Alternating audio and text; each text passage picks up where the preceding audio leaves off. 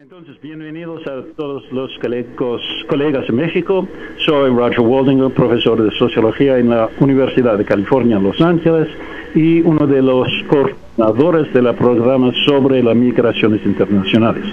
Es un placer abrir el coloquio del semestre de otoño 2012 y sobre todo de dar la bienvenida a nuestra conferencista Sarah Leah Whitson, Directora Ejecutiva de la División del Medio Oriente y África del Norte de Human Rights Watch, quien va a abordar el tema del abuso y explotación de trabajadores migrantes en el mundo árabe. La presentación de Sarah Leah durará aproximadamente 45 minutos, después del cual empezaremos con un intercambio con la audiencia. Yo propongo que comenzamos con 15 minutos aquí en Los Ángeles y después del cual turnamos a México por otros 15 minutos y seguimos así hasta la fin de nuestra sesión. Entonces, Sarah Leah.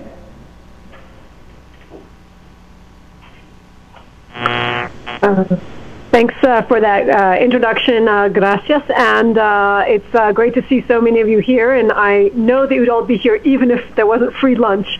But thanks for coming, thanks for the invitation to come here to UCLA, Roger, thanks Asla for connecting us, and more importantly for serving as an officer of the Middle East North Africa Advisory Committee at Human Rights Watch.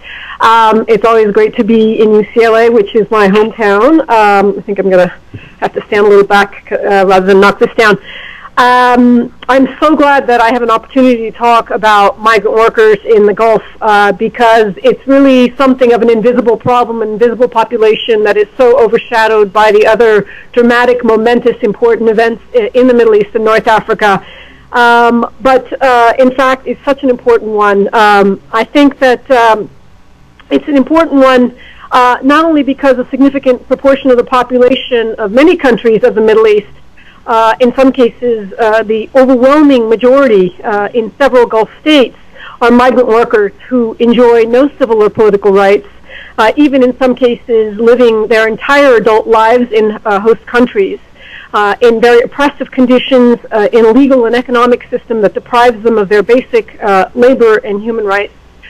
This is not the only reason that I think this is such an important subject. I want to focus on this issue of migrant workers and the system that deprives them of their rights because it's also a system with ready, accessible remedies. And for those of us who work in human rights and human rights activism, it's very opportunistic and rewarding to work in an area, to work in a field where things can be fixed with relative ease, with relative resource application, and with relative political will, unlike some of the more intractable, impossibly seeming problems of the Middle East. I think this is one of the main reasons why Human Rights Watch has invested so much time and effort into research and advocacy in the region. We do believe that the governments in the region can fix these problems, and so they should. Well, who are migrant workers in the Gulf? The population in the Gulf, in Lebanon and Jordan, are approximately 50 million people, and I said make up a significant proportion of the population in the region. In some cases, they make up the vast majority of the population. These are official figures that you see for the total population of the countries. They tend to be grossly exaggerated by the government. So Saudi Arabia loves to claim it has 26 million people, 26 native citizens. It doesn't. The UAE likes to claim it has 7 million native population. It doesn't. But more importantly are the figures on the right where you can see that proportion of the population. Sorry, did we go back? That was me tilting the camera. Sorry, the proportion of the workforce that is made up of migrant workers. In Qatar, 94% of people who work are foreigners. In the Emirates, it's 95%. It's been up to 97 and 98%. Bahrain, 77%. Again, this is just making up a staggering proportion of what makes these countries work. In part, migrant workers in the Gulf, like probably migrant workers in many parts of the world, were conceived of as a short-term labor supply, while the local population acquired skills to take over the white and blue-collar jobs that they filled. In others, the wealth of the Gulf countries and the economic boom that has resulted has just exploded the demand for migrant domestic workers and construction workers. In many cases, workers stay for decades, in some cases along with their family members, all of whom are part of the migrant worker pool. Those with families may have their own schools, neighborhoods, and communities, although access to non-Muslim places of worship is extremely limited, and in Saudi Arabia, of course, non-Muslim places of worship are banned entirely. Governments insist on calling them foreign workers and never migrant workers, because this implies, of course, an intent to migrate. They will often compare them to short-term farm workers who come to the United States for a few months during harvest season, even though the vast majority of the migrant workers in the Gulf have their homes and families in the host country, as I mentioned, for many, many decades. Migrant workers occupy every job across the education and skills spectrum: white-collar, blue-collar, and unskilled workers. The professional skilled workers, doctors, accountants, financiers, blue-collar workers, police, security forces, even the Army, small business operators. But the vast, vast majority of migrant workers in the Arab world and the Gulf occupy low-paid, unskilled jobs. The two biggest categories are housemaids and construction workers. But it also includes road workers, agriculture workers, drivers, and so forth. The unskilled, semi-skilled, and blue-collar workers predominantly come from South Asia. Bangladesh, India, Pakistan, and Sri Lanka are the biggest sources of labor, and the Philippines. But in recent years, we've also seen an influx of domestic workers from Ethiopia. Along the range of blue-collar workers, there's also a mix of South Asian and Arab migrant workers from Egypt, Morocco, Syria, Jordan, Yemen, and Tunisia. An interesting phenomenon, of course, is that some of these labor-exporting countries, like Jordan and Egypt, are still importers in their own countries of domestic workers and other service staff. The higher-level blue-collar jobs and white-collar jobs are in turn occupied by a mix of Arabs and Westerners in finance, consulting, advertising, corporate jobs. And I think what's even more interesting, is that even the governments in various Gulf countries are staffed almost at the very highest levels, just below the minister, by migrant workers. In several Gulf countries, in fact, it's very hard to find any staff person to talk to or interact with who's not actually a foreign worker themselves. And we have been in this funny situation of going to discuss our findings regarding migrant workers and the reforms governments need to make, and our counterparts are themselves all migrant workers, and that's really who you end up talking to. There's a clear racial and ethnic hierarchy among workers. Westerners and highly educated Arabs are at the top, Filipinos and Eastern Europeans in a second tier, South Asians in a third tier, and African migrants, who I mentioned are almost exclusively domestic workers, in the bottom tier. Oftentimes you'll see the prices reflect the racial background, with Filipinos, for example, commanding the top price as domestic workers, and Ethiopians the absolute bargain price. The legal, political, and cultural status is pretty dismal. No matter how many years migrant workers spend in the country, they are present on temporary work visas tied to their labor contracts with their employers, which are typically of 2 years in duration, and then just perpetually renewed. Under the so-called kafala, or sponsorship system, which I'm going to describe in great detail later, a worker's visa and residency is sponsored by his employer, who is legally responsible for the worker in the country. If the employer terminates the relationship, the worker's visa is automatically canceled, and he or she must immediately leave the country. This isn't an accident, but it's a deliberate policy choice to avoid granting any kind of residency rights to migrant workers, because the overwhelming anxiety among the governments and local populations is that residency rights will soon lead to demands for citizenship, political rights, and representation. Of course, they'd have to get in line behind the demands of citizens for political rights and representation, where none exist in most Gulf countries. But migrant workers are extra threatening to the Gulf states, because granting them any kind of rights is seen as a threat to the very existence and identity of many countries in the Gulf, from Saudi Arabia to Qatar to Oman, Bahrain, Emirates, where the migrant workers so far outnumber the domestic population. In several countries where the supply of local labor is not an issue, there are desperate efforts aimed at replacing migrant workers with native labor, and strict limits on the ratio of foreign workers to native workers that companies can employ. The native population is kept in check by strict laws on passing citizenship to children. While native men can pass on citizenship to their children no matter what the nationality of their wives, women are generally not allowed to pass citizenship to their children if their husband is a non-national, just keeping that gene pool clean. There are also general financial incentive schemes to encourage the native population to have as many children as possible. In other countries where the migrant workers are also culturally visible and dominant, such as in the Emirates or Qatar, where Western culture is really the dominant feature of the society, and it's actually pretty hard to see Emiratis on a day-to-day basis. There's real native hand-wringing about the disappearance of Emirati or Qatari culture.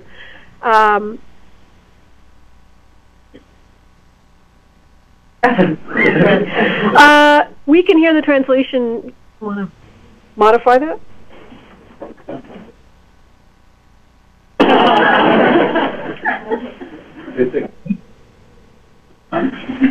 One sec. Yeah. Yet, if they could mute from their end, that would be fine. Yet, despite their presence as large segments, if not overwhelming majorities of the population, as I mentioned, they have no cultural rights and are by and large culturally invisible in the mainstream culture. Arabic is the only official language, though often the vast majority don't speak it, and Islam is the only official religion, even though the majority may not practice it. But what's the real problem? The absence of political rights, citizenship rights, cultural rights may be problematic, but it's not the crisis that compelled Human Rights Watch to take on the issue of migrant workers in the region. The real problem lies in the extent to which workers on the lowest rung of the worker ladder, construction workers, manual laborers, domestic workers, and who of course make up the vast majority of workers in the Gulf and the Middle East, suffer from some pretty extreme circumstances of exploitation, aided and abetted by a legal system that puts everything, all of the power, in the hands of the employers and does virtually nothing to protect migrant workers from even the most extreme forms of abuse.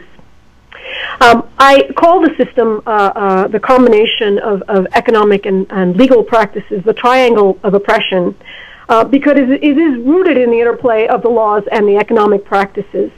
The kafala sponsorship system, the payment of steep recruiting fees, and the confiscation of passports, which together create circumstances of forced labor.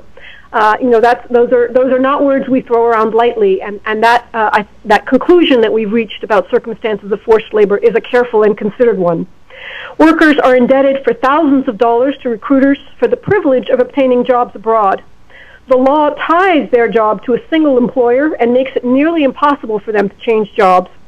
And their passport is confiscated by their employer, further limiting their freedom to quit and leave. It's very difficult to describe work in these conditions as voluntary, and in fact, it is quite akin to indentured servitude. There are a host of other conditions that contribute to the abuse and exploitation of workers, including the absence of labor laws that cover migrant domestic workers or any regulation of their work conditions, the absence of real access to real remedies in cases of even physical abuse, the absence of health and safety standards that contribute to thousands of deaths each year, deplorable housing conditions, the exit visa, which requires an employer to approve a worker's exit from the country, the so-called absconding laws that allow police to arrest, detain, and deport a worker who has fled his worker's employ, and a variety of other truly shocking legal and business conditions. I want to examine each element in the triangle of oppression first, as well as these other conditions, using two case studies to highlight the way in which the system affects construction workers and domestic workers in the Emirates and Kuwait, respectively, where we've done investigations on these issues. But the conditions I describe are really virtually identical in every country we've researched these issues, which in addition to the Emirates and Kuwait also includes ground research, ground investigations in Saudi Arabia, Bahrain, Qatar, Lebanon, and Jordan. So, the Emirates. We came to the issue of migrant construction workers there after a spate of small uprisings, I call them that, in Dubai in 2005 and 2006, involving construction workers going on strike, holding demonstrations, rioting, striking, and otherwise ensuring their immediate deportation from the country. We also kept reading about suicides of workers that kept popping up in the press. And alarmingly high death rates, in particularly one journal called Construction Week, which no longer describes worker deaths at all since their staff was fired. As I mentioned, the migrant workers are primarily from South Asia, India, Sri Lanka, Pakistan, and make up 85 to 95% of the workforce, depending on whose statistics you look at. Without migrant workers in the Emirates, there's not much there. And they are very much a part of the fabric, actually, of daily Emirati life.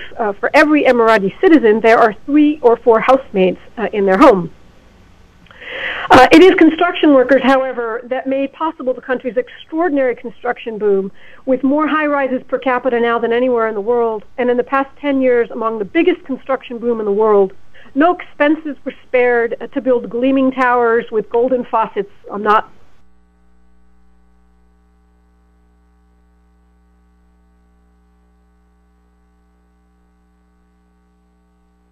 migrant construction workers. Their wages averaged about $106 to $250 a month, probably closer to $250 and $300 a month right now, and certainly higher than the $30 a month they might enjoy in a village in Sri Lanka. But most significantly, these wages were not being paid regularly. And as it turned out, the main cause of the worker strikes and demonstrations was the non-payment of their wages for what we discovered in weeks, months, and even years. We were puzzled. Why would workers stay in jobs and stay in a country where they weren't receiving their wages? Why wouldn't they just quit, find another job? Why risk everything by demonstrating, which of course is illegal in the United Arab Emirates? And when we conducted our first investigation in 2005, followed by several more in the country over the next 7 years, what we learned was in fact that workers were not free to leave or to quit their jobs or to find new employers. Their employers had figured this out, of course, apparently concluding that there's little risk in just not paying their workers at all. The triangle of oppression worked very efficiently to keep these workers trapped and tied to even the most abusive employer, in conditions which still sadly exist today. The kafala system, which I said I'd return to, which exists in every single labor importing country in the region, except Bahrain, which has nominally abolished it, basically grants an employer the status of a sponsor and allows him to obtain a visa and a work permit for his employee for the duration of the contract. But the workers can't change their jobs. If their employer doesn't pay them, if their employer abuses them, they can't say, okay, I'm going to find another employer. They can't do that unless their employer consents. Even if an employer doesn't pay the wages or physically abuses him or her, he can't quit unless he goes to a judge and obtains judicial approval or some kind of labor ministry approval to switch jobs. And what our investigations revealed, in fact, is even those workers who had the temerity to go and seek a change of employer were very, very rarely granted those permissions. And a worker who quits or flees from his job is subject to immediate deportation because his employer informs the authorities his visa is canceled. He is therefore illegally present in the country, detained, deported, sent on the first flight home. So it's in this sense that the worker is actually tied to his employer.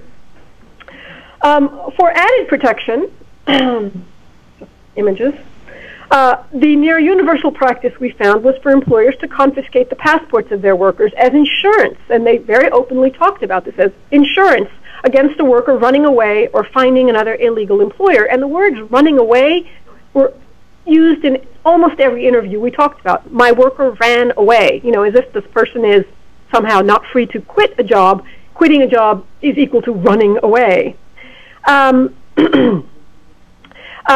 And so the insurance is to protect against that. And because employers typically do pay visa fees and other taxes as well as airfare and travel costs, the sense is that an employer's investment in the human needs to be protected and insured by taking their passport so that they can't run away. There is at least one Emirati judicial decree that ostensibly declares passport confiscation illegal, but there's zero enforcement of this, and it's a common practice even in blue-collar and white-collar jobs. We interviewed, people working in investment banks who said they weren't able to go to the funeral of their mother in London because their employer had their passport in the safe and it was a Friday and they couldn't get their passport. And sometimes government officials have claimed confiscation is for safekeeping because the illiterate migrant workers have no way of actually holding on to their jobs and have no place for safekeeping. But recommendations for lockers or third-party trustees have been regularly rejected. Instead, they have actually considered insuring the workers from running away for employers, so that the employers would receive a cash benefit if their worker runs away. Of course, it's illegal under international law to arbitrarily restrict the right of a person to travel or leave a country, and it's against all labor laws for identification documents to be confiscated. But international law matters little in the Middle East, sadly. On top of this, and what is perhaps the most difficult to remedy of worker problems are the recruiting fees that workers pay that further trap them in bad jobs. Recruiters exist at every level of the process to import workers, from the Emirati recruiter who helps a company or employer locate workers abroad, to their counterpart in, for example, Colombo, Sri Lanka, who processes the government documents, the passports, the labor contracts, and to their junior partners operating in towns and villages throughout the country who help identify the actual workers and persuade them of the opportunities abroad. They perform an important function, and somebody has to pay them. In theory, the costs of recruiting are supposed to be borne by the employers, and there are laws in the Emirates and every other Arab country stating so, and barring them from charging workers. However, these laws are silent on fees paid to foreign recruiters, and the net result is a gaping regulatory hole that allows employers to evade paying recruiting fees and allows workers to carry the entire financial burden. What we found in the UAE and what we found everywhere we've investigated this issue is that workers are the ones who in fact pay between $2,000 to $4,000 in recruiting fees. Keep in mind the salaries of $200 to $300 a month. Employers evade paying the fees by working with recruiters who charge them nothing, knowing they'll be paid at the other end. In some cases where employers did pay recruiting fees, we found that they were actually deducting the costs from their paychecks of their workers. And the government did nothing to stop this. Where, you might ask, are workers who can't earn $3 a day in their villages finding this money to pay recruiting fees? There are a few sources we found. One is selling or mortgaging the family land.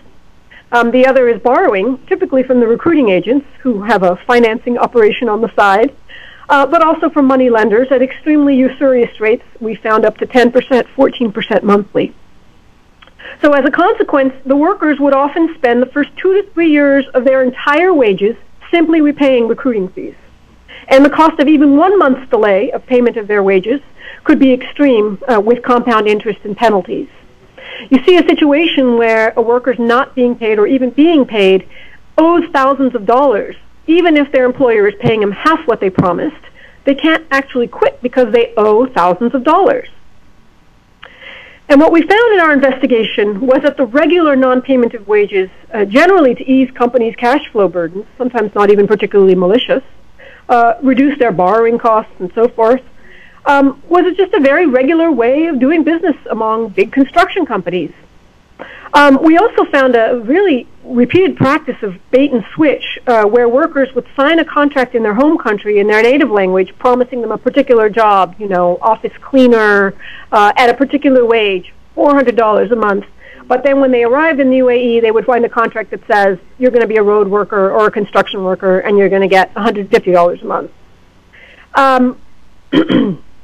We found that the workers were working extremely long hours, far outside the 8-10 hours a day, with no overtime, with no rest periods, employed even during the hottest temperatures over 100 degrees, despite laws that ban work between at least 12-2 or 12-3 on the hottest days, that days off and vacations would not be granted, and housing would be in the most deplorable conditions, with a dozen workers crammed into a room, poor sanitary and eating facilities, long distances from work sites, and even lacking air conditioning in the desert heat, and little or no medical care. We also found in the Wild West of the Emirates a highly unregulated health and safety environment with virtually no form of regular inspection or enforcement of labor codes. And as I mentioned, shockingly high workers of construction worker deaths. When we conducted our first investigation in 2005, the Dubai government, where we focused, claimed that only 34 migrant construction workers had died in 2004 and 39 in 2005. However, what we discovered, in fact, in further research with the embassies, as well as some published figures, was that 880 migrant workers had died that year from India, Pakistan, and Bangladesh, where the embassies, of course, were keeping a close tally of the deaths of their citizens. What was, of course, even more disturbing and shocking was that we found death certificates that regularly, almost invariably, listed the death as heart disease and never worksite injury, with doctors secretly telling us that they were instructed not to identify the accident as a cause of death because, of course, it would mean that the employer would have to pay benefits. So what's a worker to do? What if a worker hasn't been paid for months or tricked into a job he didn't want or paid less than he thought he was going to be paid? Many of the remedies available to workers in other countries and required by international law are completely unavailable to them. The law forbids workers from going on strike or forming a union or bargaining collectively. And if they do, they're jailed and immediately deported. These are all banned activities in the Emirates and, of course, as I mentioned, considered first steps towards banning other political rights. The courts, which are supposed to hear labor grievances, are not open on Fridays, which is the workers' only day off, and they operate only in Arabic, which workers don't speak, read, or write. Lawyers cost money, there's no free legal aid, and cases can drag on for months and longer when workers have to be paying for their livelihood assistance. Employers can immediately terminate an employer who complains or files suit merely by reporting that he fired him and his visa is canceled and subjecting him to immediate deportation. And employment contracts are only official in Arabic. The foreign language signed version has no legal standing. So what workers did in the UAE is to protest and strike and riot. And some took more desperate measures, taking their own lives, having forfeited their family lands due to unpaid mortgages. Others paid their employers bribes for return of their passports and just left. They gave up. Others resigned themselves to their fate and just waited to complete their contracts. They've been readily replaced by a new crop of workers desperate for the promise of regular wages far exceeding what they make at home. The situation is better now, and I'll turn to the reforms later. The government has taken steps to prosecute employers who failed to pay wages. They have provided translators in litigation and a complaints hotline.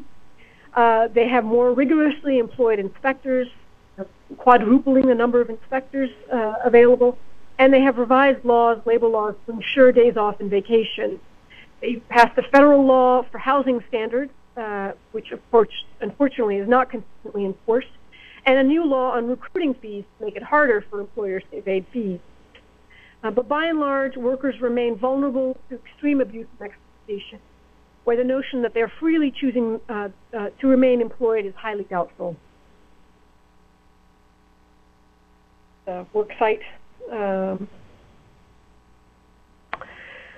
I want to turn to the special situation of migrant domestic workers, who are the second largest category of workers in the Middle East and face a host of unique problems, both a result of their gender and their isolation in employer homes, making them particularly vulnerable to abuse.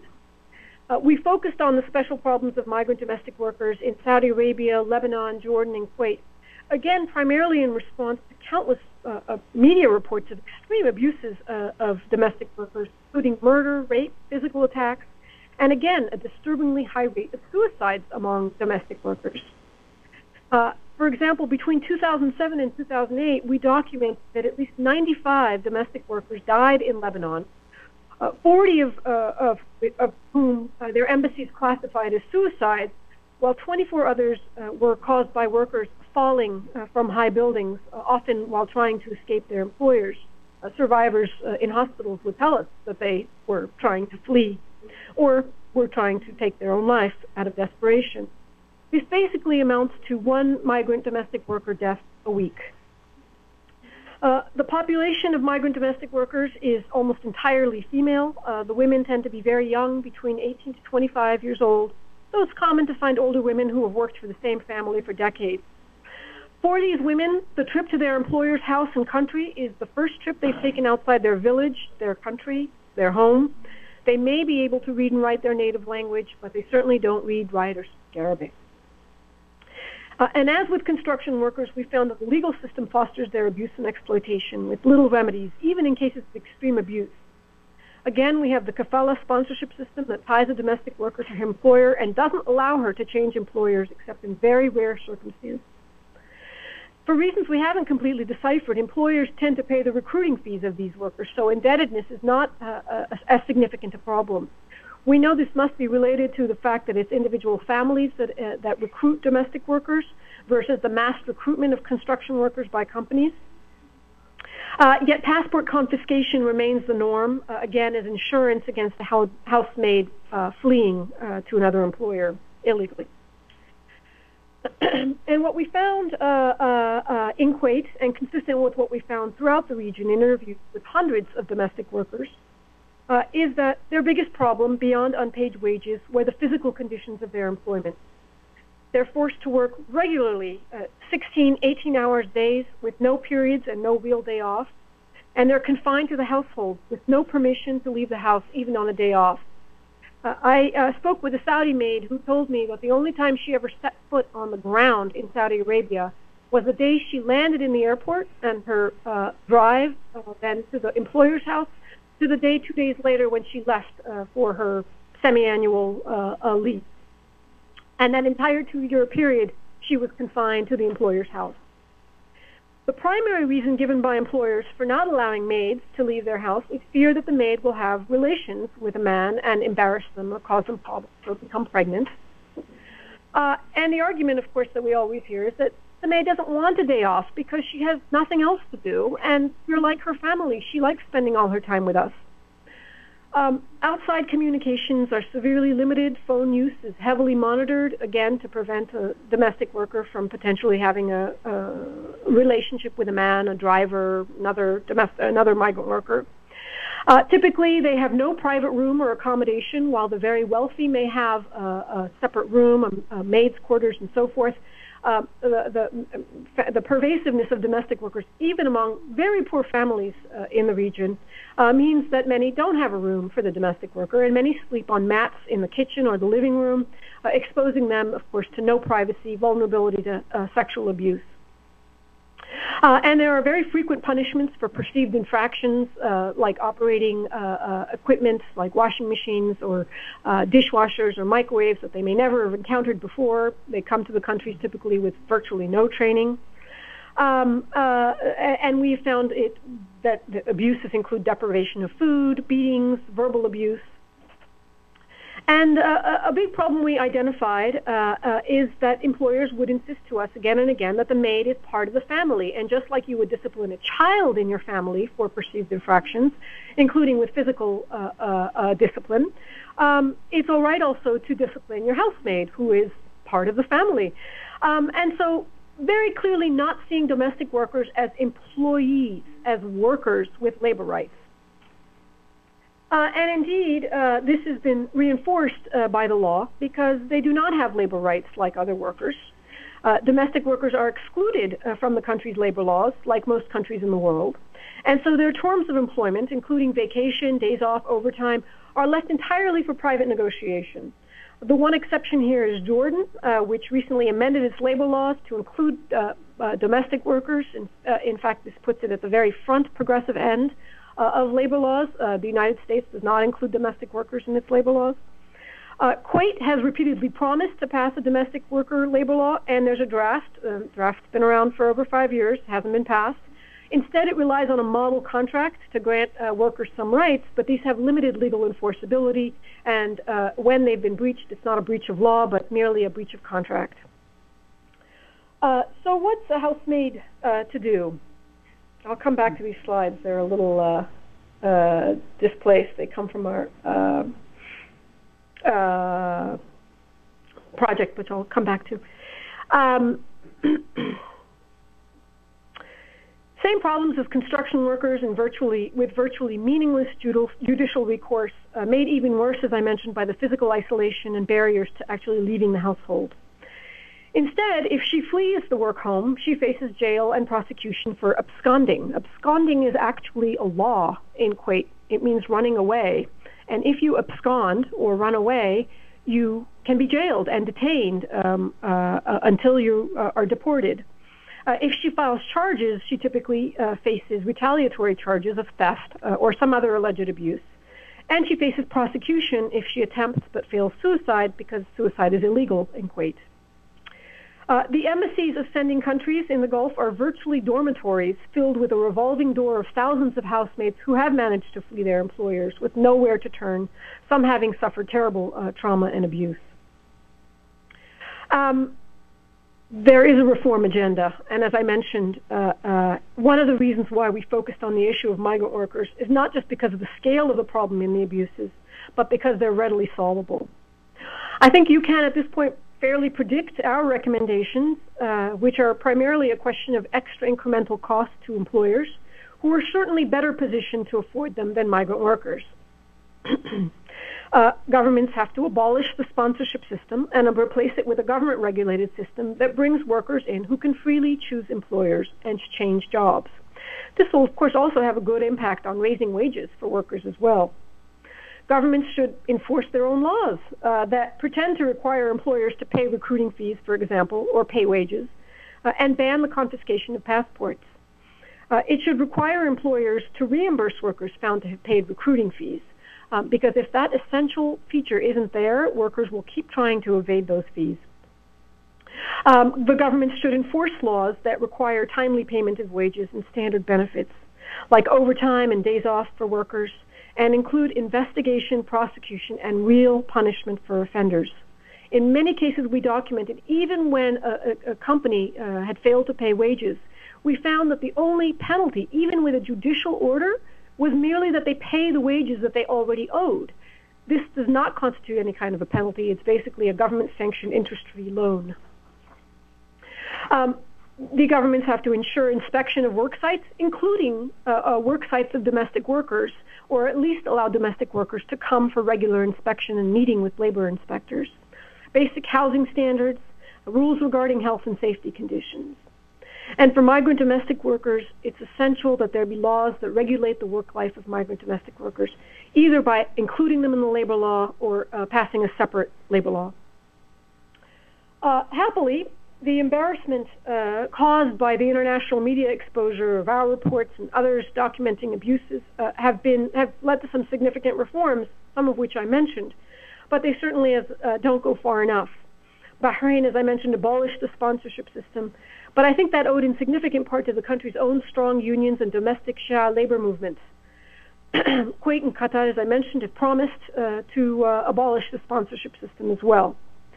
All Middle East and North Africa countries voted in favor of signing a new international convention on domestic workers. I presume you guys might have talked about that in the seminar, which is the first international legal instrument formally establishing protections for domestic workers, including rest hours, overtime, days off, and humane and dignified working environments. Voting in favor of the convention is different from ratifying and passing enabling legislation. That will, of course, take much longer. Lebanon and Kuwait have drafted domestic worker laws. Sadly, they're stalled, but it suggests a real recognition of the problems.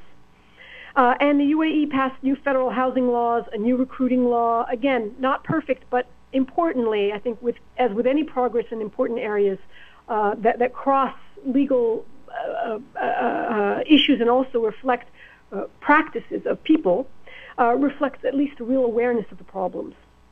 The sending countries have also been increasingly assertive in restricting certain countries from importing domestic workers, particularly the Philippines, which has passed domestic legislation regarding conditions for employment and frequently bans Middle East countries, Arab countries, and other countries from importing domestic workers there.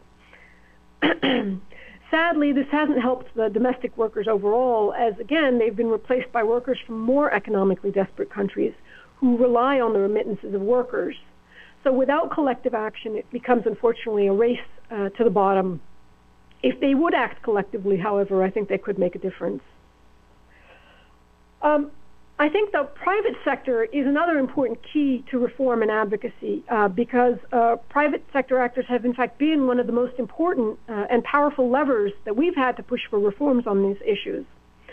In the Emirates, for example, we've pressured cultural institutions, private businesses, and private public companies to address the abuses of workers involved in their projects.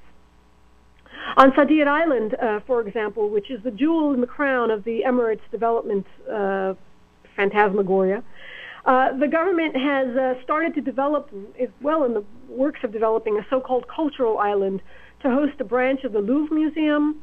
New York University already set up its branch in Abu Dhabi. The construction on the island is underway. The Guggenheim, and a number of other museums and cultural centers, each designed by world-renowned architects, including Zaha Hadid, Frank Gehry, Jean Nouvel, and others. When we realized we were making limited progress with the Emirati government, we decided to pursue the international actors, who no doubt would be very sensitive to their reputational damage if their institutions were implicated in abuses, particularly nonprofit institutions whose stated purpose is to improve the world and do good. At first, they denied and obfuscated each and every single one of them, NYU, Guggenheim, Louvre, the architects, insisting that the abuses we documented in Dubai, which was our initial area of focus in a different emirate, didn't exist in Abu Dhabi because the government had assured them that. And so we investigated the conditions on the island and found, of course, exactly the same conditions. But the pressure we were able to generate through advocacy and press conferences in Paris and New York, contacting the board members of each of these institutions, their alumni, their supporters, was enough to force each of them to make public commitments, which is the first element of our demands, that they would respect worker rights, including basic work conditions, as defined under international labor laws.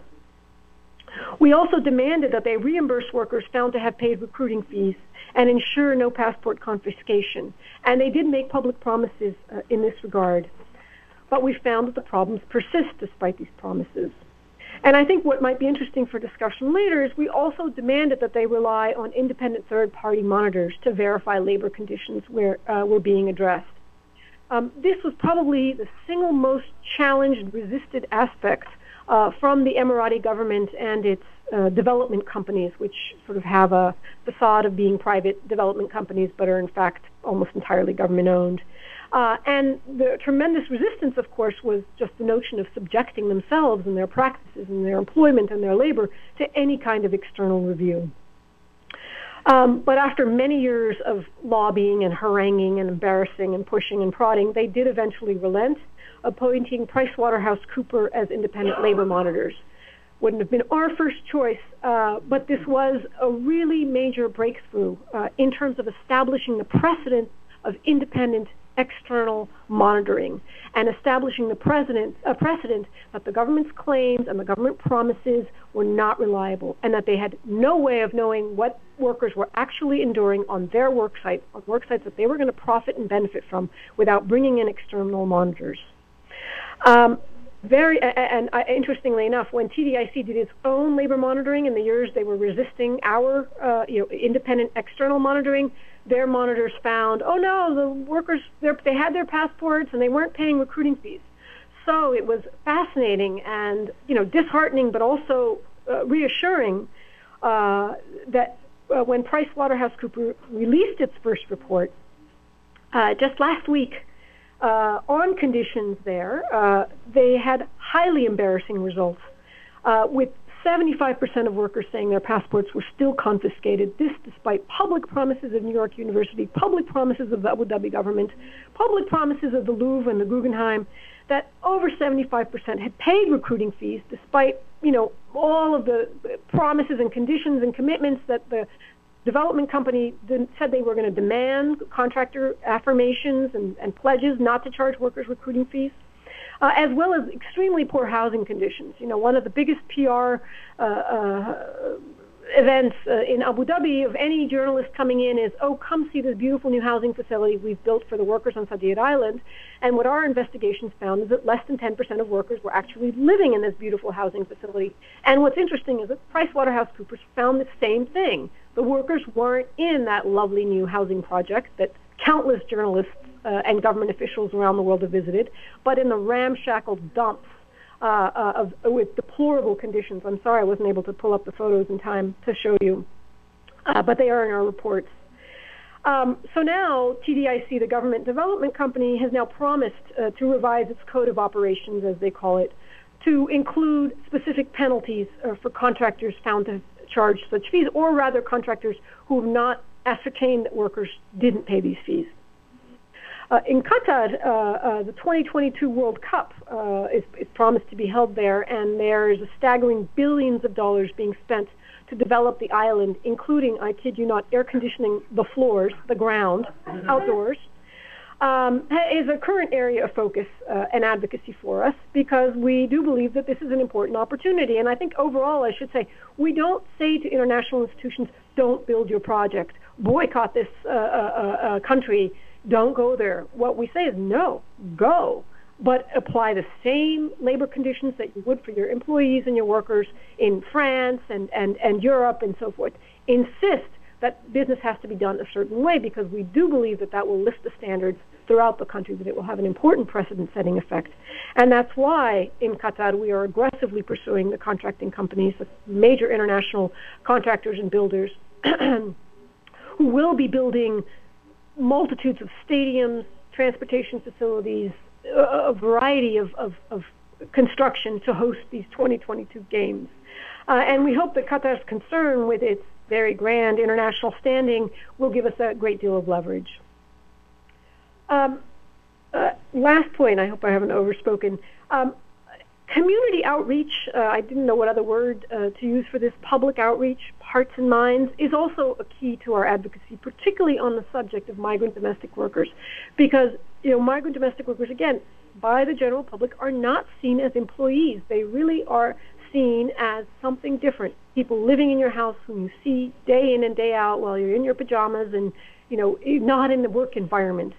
And so one of the challenges was to get employers who are, just moms and dads, who are running a family, to identify and perceive their domestic staff as workers with rights. And so we launched a campaign that we carried out in Lebanon, in Kuwait, and in Jordan, called Put Yourself in Her Shoes. And it depicts, as you might have seen, I'll go back to some of those slides,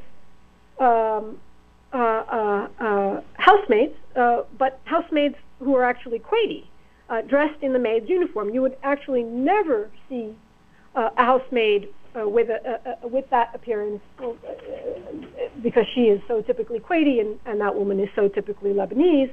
And the campaign, I think, is pretty self-evident, and sort of put yourself in her shoes. And these, of course, were all in Arabic. I just have the English here for your, for translation. To talk about, to try to get people to think about what it's like to work for months without pay, to be called a donkey. Hamara is one of the most common, slanderous epithets that a mother will call her child. I know I've called my children that. But again, to call an adult woman that as a regular, informal way of criticism. And these ads, really generated tremendous debate. We put these in newspapers. We had them in campaigns. We got them in women's magazines. We had them on television talk shows. They, initially also generated a great deal of resentment, because the feedback is, we treat our maid so well. We love her. She's part of the family, and it's like, yes, but you have to give her day off. And she cannot work from 7 a.m. till midnight when you go to sleep. That's not okay. And, again, just getting people to shift and thinking, it's not okay, why isn't it okay? But it is okay. And having that debate and discussion, which we worked with women's organizations to, and again, even getting the women's organizations to pick this issue up was a challenge, because it just wasn't seen as a woman's issue, was, I think, very important, because it did, and I think has created a tremendous degree of understanding and awareness about these issues and problems. And I think has generated some of the draft laws and reforms that we've seen. So, in conclusion, it is, I think, a fascinating area of inquiry, an important one, and an area in desperate need of reform, which I think are highly achievable. I'll stop there.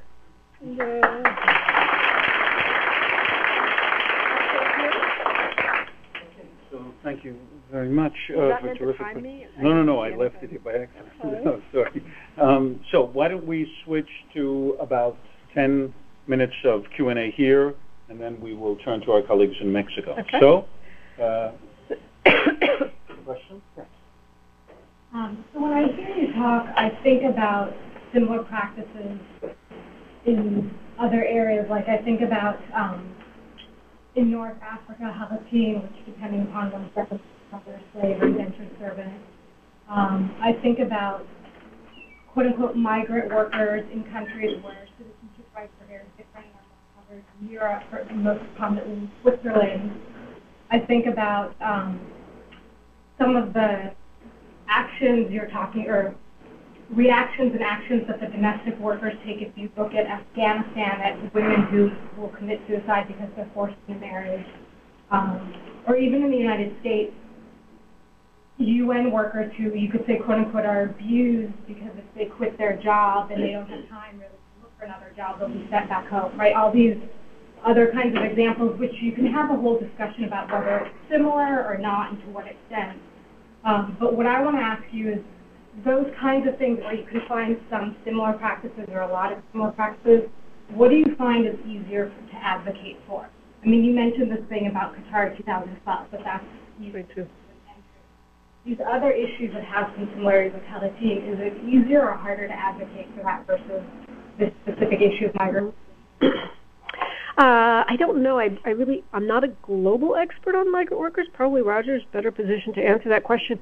I mean, for the Middle East, I think, everything is local, and you have to focus country by country, government by government, city by city, Emirates by Emirates. And, at some point things do cross over into a, regional issue, like domestic workers has just become a regional issue. But in the end, when you need to do the advocacy, you need to be on the ground in that particular country.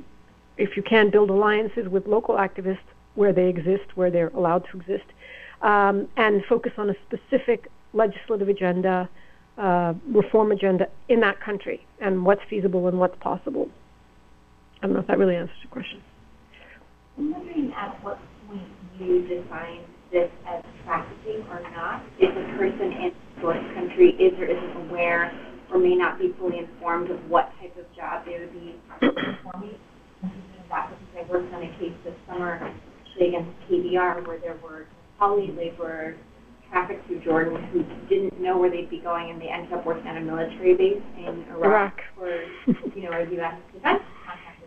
So I'm wondering at what point do you cross the line into human trafficking if people aren't fully aware and then their passports are confiscated and they don't have the opportunity to turn back? We have not used particularly the trafficking framework in our analysis and overview because, it becomes fine points of the law that you end up debating, and we felt we don't need to make the trafficking argument to reach the conclusions that this violates international labor law, human rights law, and so forth. But certainly there are, well, first of all, just overall, one of the points that we do make is that the trafficking problem is primarily not sex trafficking. The trafficking problem globally is a problem of just worker trafficking and includes men who do road work. And the element, of course, is coercion and the extent to which, there are elements of coercion and deception. I would imagine that many, if not most, cases of people we've interviewed and investigated who said that they signed a contract that turned out to be false, were taken to a job they didn't agree to, and then, of course, had their passports confiscated, et cetera, would clearly meet the definition of trafficking. But it's such a lightning rod, and it's perceived so exclusively as an issue of sex trafficking that it's not necessarily a productive advocacy tool when you have to sit across from the government because they only think of it as sex slaves. So there's just a little bit of that. Yeah, I was wondering a little bit about the kinds of, or the structures that allow this system to perpetuate itself and the different social actors. And, I was thinking about the doctor, for instance, when you said the doctor was instructed not to put suicide or accident as a cause of death.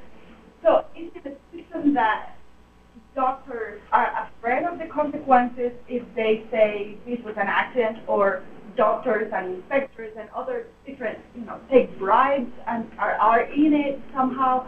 So I guess I'm wondering, well, obviously the building sector must be a huge, powerful oligarchy in the country, but beyond that, beyond controlling politics and stuff, is there a system of corruption that goes bribing individual people, or people are just afraid, or I mean, yeah. I don't think I have enough evidence to call it a system of corruption, but certainly there's corruption and there's fear, which are the two reasons why doctors, all of whom are migrant workers themselves, would need to tread cautiously and not stir the pot. I mean, and, you know, so what if we put down, you know, heart failure? May well be heart failure. It's really hot outside, you know, and that's what they say. Well, no, it is heart failure because it's 120 degrees outside. He expired because of the heart. I mean, so we did not, you know, sort of investigate that very sensitive issue as to why they falsified. It was enough that they told us that this was suspicious. But certainly, you know, corruption and fear are part of it. I mean, you just, you know, people at the very highest job category who are making millions of dollars a year in the Emirates wouldn't dream of saying anything critical of the government, even being perceived as being associated with someone critical of the government, because it means they will lose their job and be deported immediately. And that's exactly what the government does. When some Syrians were protesting last year, Syrian workers, they weren't all, you know, construction workers, they were teachers and so forth, against the Syrian, you know, uprising, or in support of the Syrian uprising. They were immediately deported. When during the Egyptian uprising, some Egyptians, you know, happily celebrating, protested, or I don't know why I'm going to call it a protest, it's sort of assembled publicly. They were deported immediately. You know, and they were like, help us. I'm like, you know, can't. I have a question about, you stated something about domestic workers are always constantly around the family and not allowed to leave their home. So, and most of them are from 18 to 25, so do they have to seek permission to fraternize or want to be married or want to start a family? Like, so how, I guess my question is more basic about how personal lives are regulated. Yeah. So, I mean, does that feed into maybe a female worker would not want to be deported because if she were, she wouldn't even have prospects of marriage in her home country, or does that ever play into, you know, the personal? I mean, first of all, I wouldn't categorically say that no housemaids are ever allowed out of their house. A lot of them actually do leave the house to go buy groceries or, you know, whatnot, and some of them, you know, more liberal families, they can go out to churches in Jordan. You know, certain Catholic churches have special services in Tagalog and other South Asian languages. So it's not you know, it just, when they are confined, which happens regularly, they don't have remedies. That's sort of the framework we're trying to protect. Their contracts typically stipulate, you know, that they can't get pregnant, and certainly having a relationship is completely out of the question. Many migrant workers have children back in their home country, and in Sri Lanka, it's actually a big controversy and issue of these motherless children. It's also been an issue in the Philippines, I know, and so governments are considering banning migrant workers going if they have children. You know what to do. It's a national problem because, you know, they will have a child, leave it with their parent, and go to feed the child. You know, and so they're in very difficult situations. But there is no family life for domestic workers in the host country. Let's take some questions from Mexico. Okay, so can we take some questions from Mexico?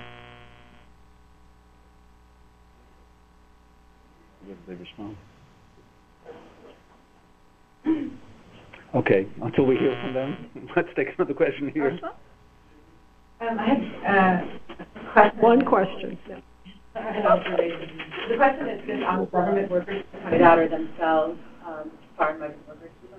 I wonder what kinds of conditions they are actually subjected to. In other words, are they, for example, working on a 2-year contract with TDIC to sit down at a table with you and stuff like and so forth? And is there, I mean, in what way were those dissonances present in your meetings when discussing labor conditions for people themselves subjected to? Yeah. But I'm also going to add my observation, which is maybe along the lines of what question was discussed, which is I wonder how your advocacy strategies outside of the Gulf, in other words, advocate shaming strategies internationally, are impacted by the fact that at least some version of many of the views that you described exists across the board. So, for example, here in the United States, work visas are tied to an employer very frequently, or experts in the H-1B category, if you're trying to apply for a green card, you need an employer support. You may not call it a kafala system, but it's not that instant, at least for people who are transitioning from a work visa category to a green card and so on. Or the point you made, which is that domestic labor is not regulated at all in the United States, and the idea of having inspections in the home because you employ someone in your home would be just as anathema, most likely in the United States as it's going to be in Qatar or Dubai. So I just wonder if you find the story resonant because of the extremity of some of the abuses as opposed to the underlying regulatory framework, which is not so atypical and not so specific to the adult. Well, just on the latter part first, I mean, absolutely the reason why there's been so much public reporting on our work on abuses is because they're so extreme and so outrageous. You know, I mean, migrant workers, I mean, we have cases of women, you know, brutally tortured and abused, you know, with pictures of the most horrific, outrageous abuse and no consequence to their employers. They have captured media attention, international attention, and unfortunately there's always an ugly side to that, which is, oh, those filthy Arabs, look at what they're doing. You know, people love that. I mean, so you inevitably play into that, and I think when you highlight abuses in any country that are horrific, you play into cultural sort of stereotypes and discrimination and hate. Can't fix everything. But so that's why, I mean, one of the reasons, you know, the governments always say, oh, yes, abuses happen everywhere, you know, and that's why we always come back to, but it's the legal framework. It is the legal framework that allows abuses to happen, and our focus is on, you got to fix it. This is your problem. Your laws perpetuate this and allow this. So it needs to be changed. So we're always trying to make the argument in the realm of the legal practices, the business practices that have to change.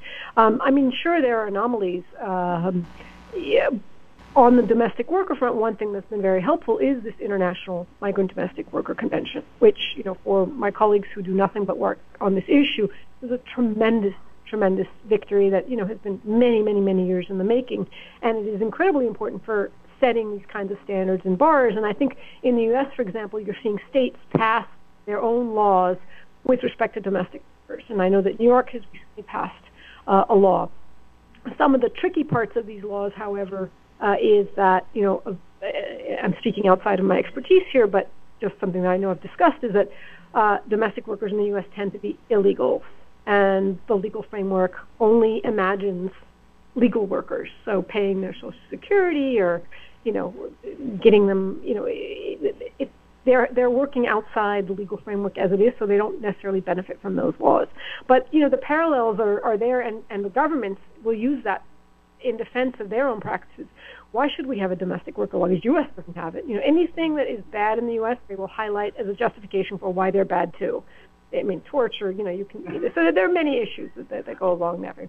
But in terms of the first question, which is actually, you know, worthy of someone more talented than I am to writing a New Yorker article, I mean, I've been in some of the most bizarre meetings where, first of all, the typically Westerners, but also Palestinians, Egyptians, very educated professionals who are, you know, in posh leather offices, don't see themselves as migrant workers. Like, they don't even, you know, they find that word almost offensive, to be classed in the same class as migrant workers,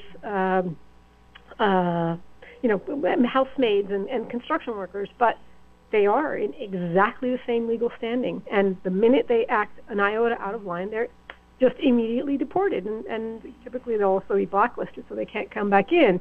But, you know, it's made for some very uncomfortable meetings, including meetings where, you know, typically people will be hired as consultants.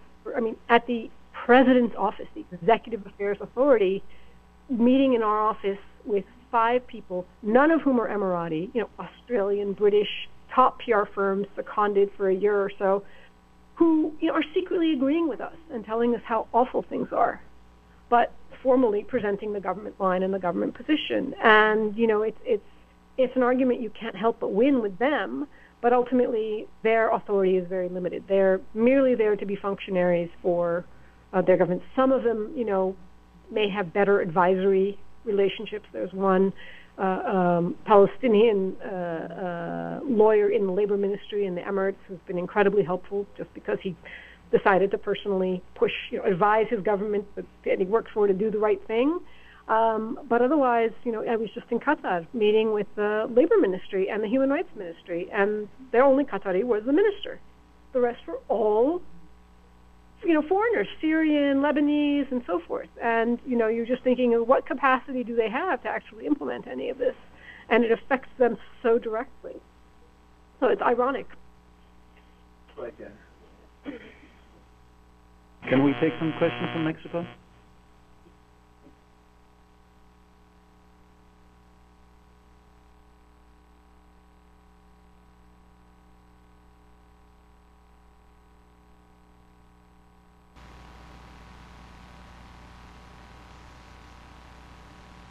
I'm hearing you now.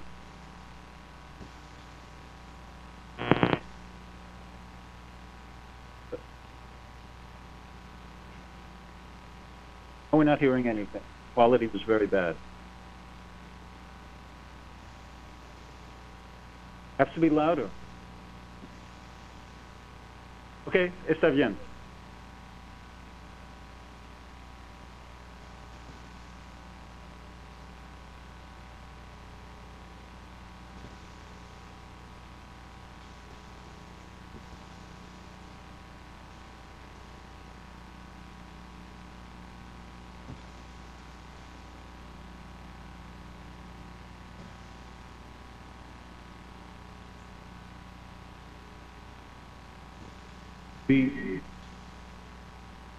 And what is it?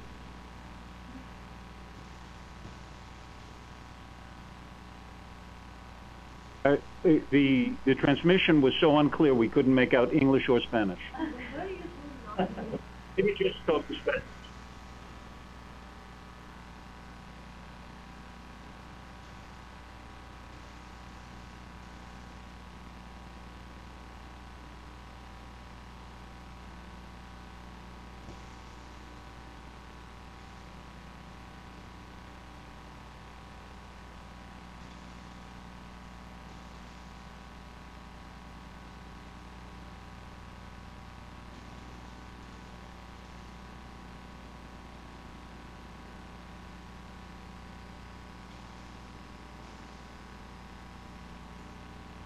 The link between the sending and the receiving. Yeah, the people in the middle, the middlemen.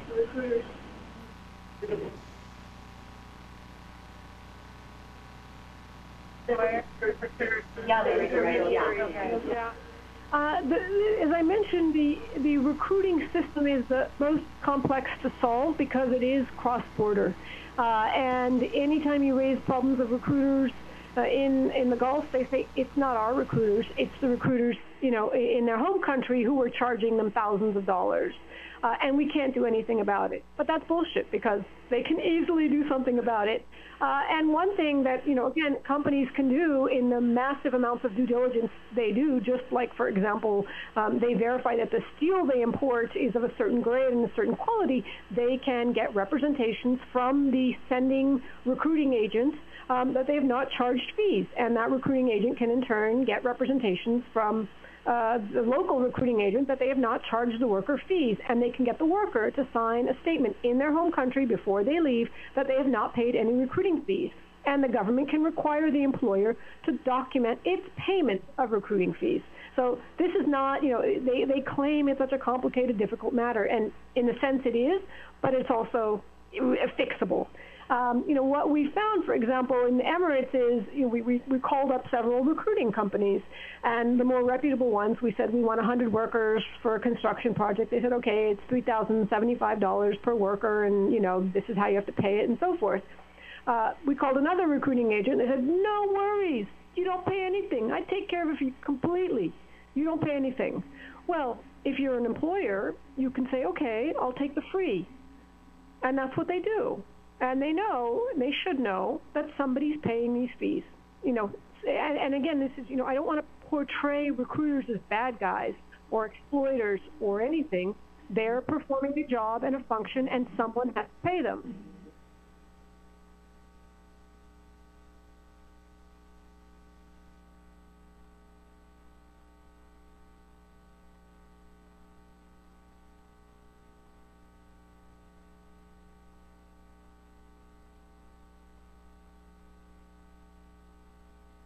Okay.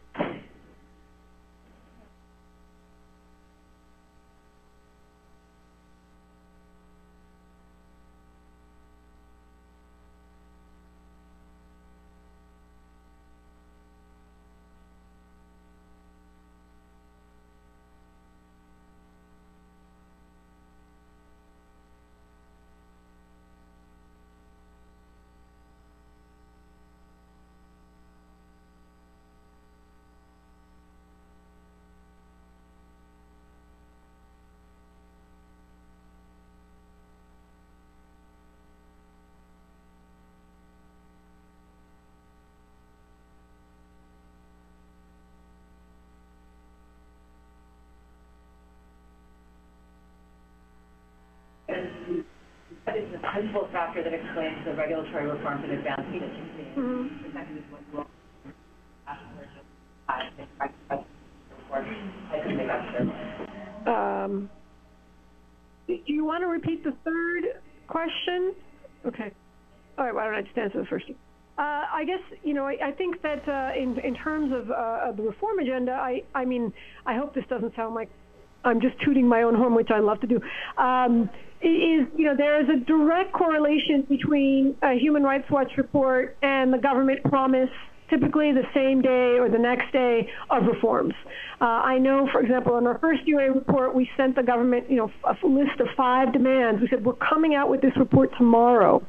You have a chance to say you're going to do this before our report comes out, because then it won't, you'll be rewarded in the media. You'll be seen as, addressing problems proactively and so forth.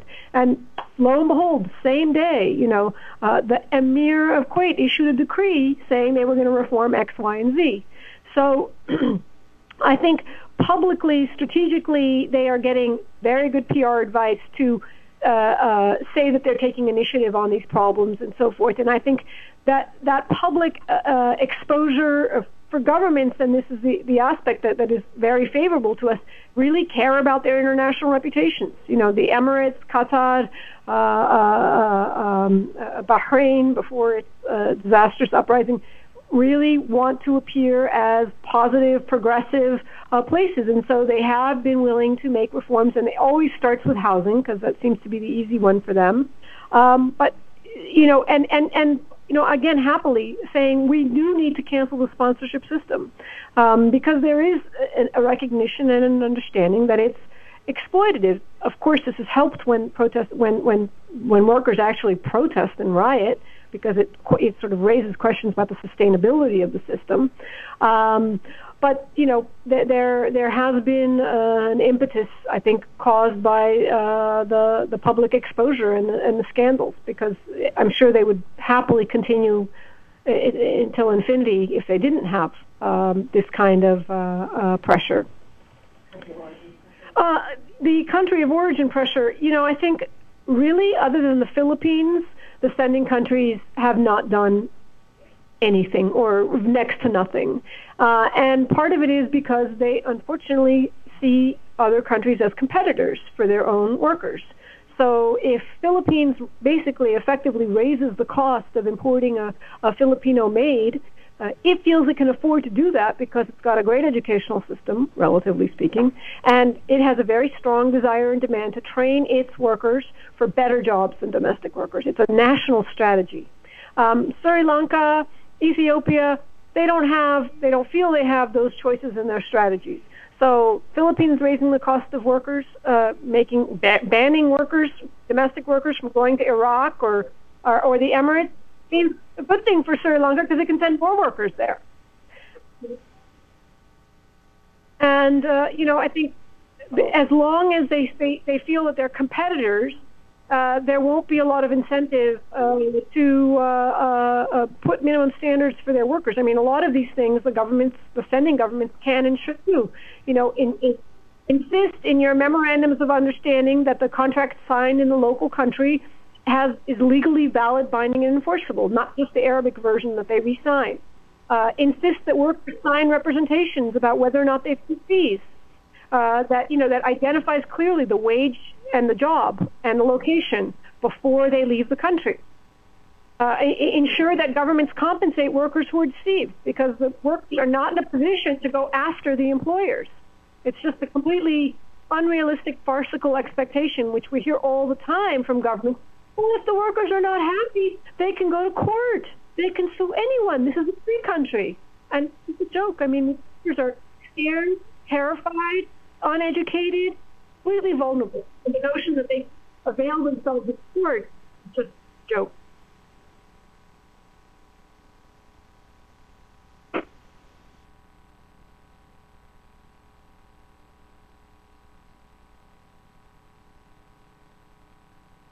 Yes.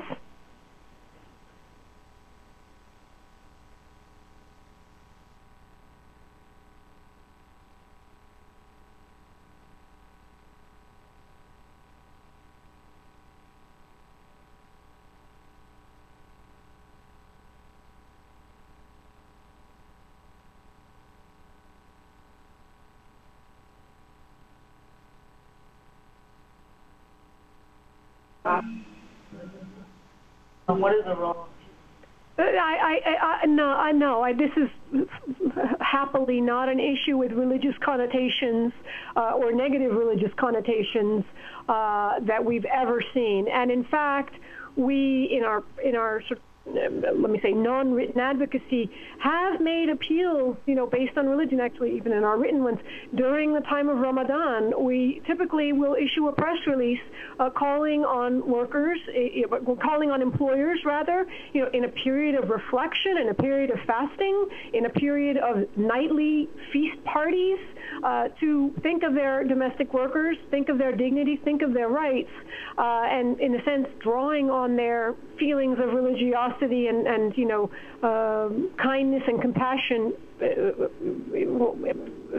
that you're supposed to, exhibit and show during Ramadan for the benefit of workers. And actually, one of the nicest, happy, I should say, feedbacks we had was when Syed Fadlallah, the religious, spiritual head of Shia in Lebanon, 1 year during Ramadan, shortly after our press are documenting the suicides and the high rate weekly suicides of domestic workers in Lebanon, issued his own press release saying that this was unacceptable, calling on employers, Lebanese employers, to respect the rights of their workers, saying that it was required under Islam to be respectful and kind and compassionate and so forth, and citing international labor law. It was amazing. It was great.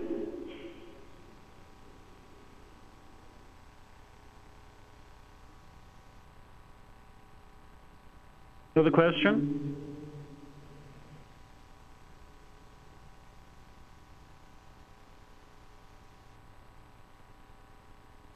Okay, great. So let's turn to the audience here. All right.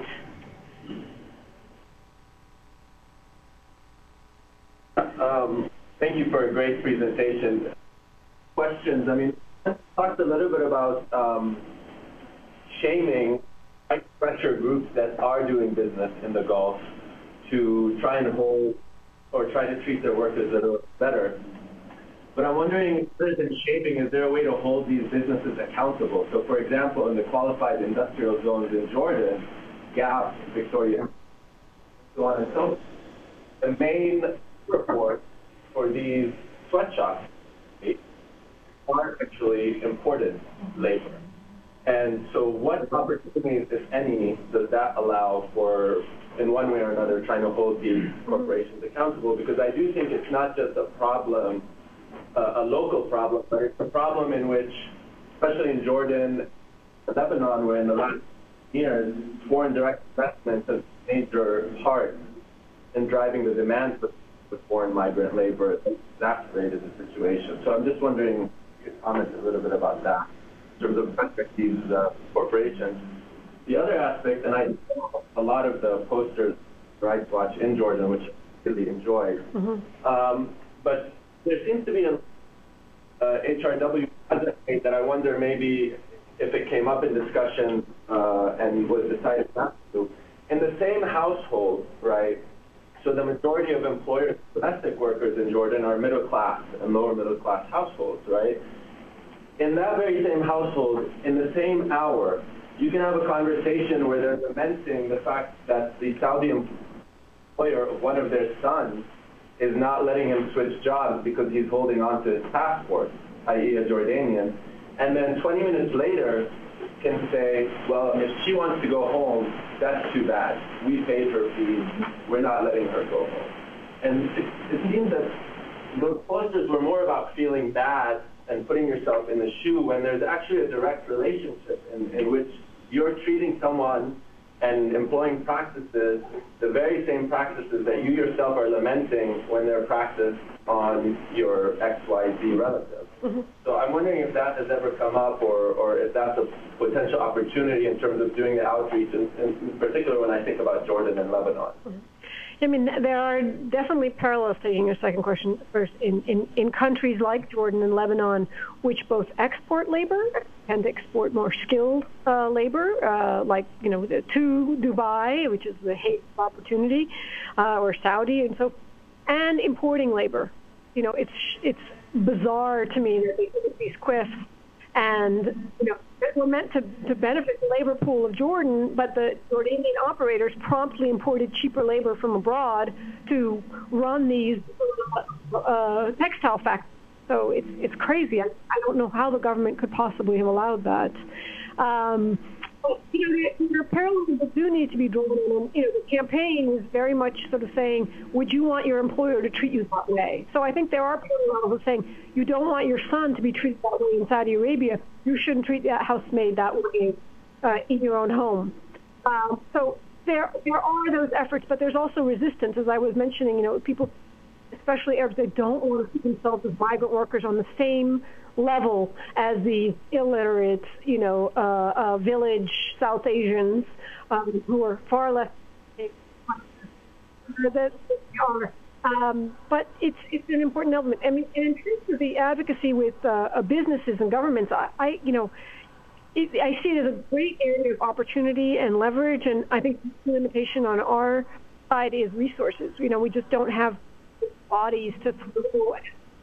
That is heartbreaking for me, because I just know that if we go after them, and it doesn't have to be a sort of shaming and negative, it can also be set the standard, set the sort of service their purpose.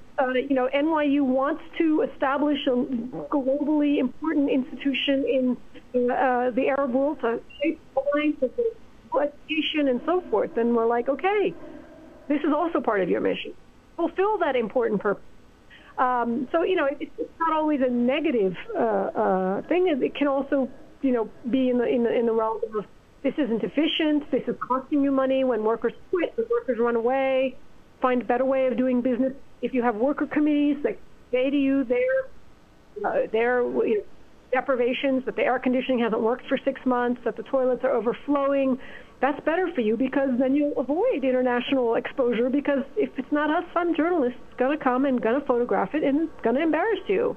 So there are different ways. There's a lot of work that can be done, a lot.